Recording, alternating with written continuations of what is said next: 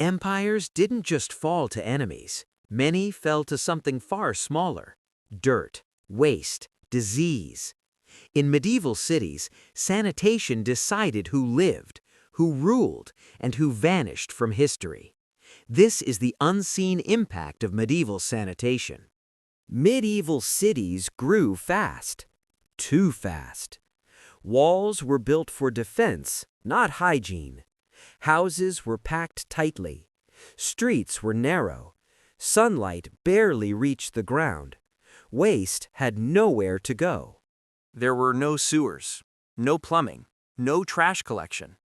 People dumped waste into streets, into rivers, out of windows. The phrase, "mind your head," was literal. Rivers powered cities. They also poisoned them.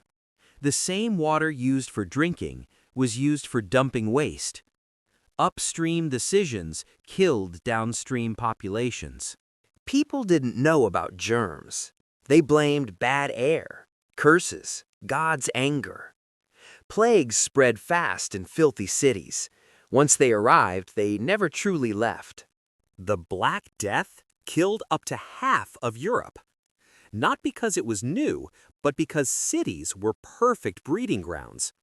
Afterward, labor was scarce. Workers gained power. Feudal systems cracked. Sanitation reshaped society. Some empires adapted. Others didn't. Cities that improved waste removal survived longer. Those that ignored it faced repeated collapse. Cleanliness became power. Rules appeared. Dumping zones were regulated. Streets were cleaned. Sometimes. It wasn't modern sanitation, but it was a beginning. Empires learned the hard way.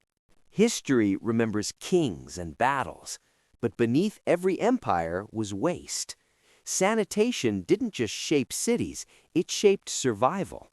And in the medieval world, clean streets meant power.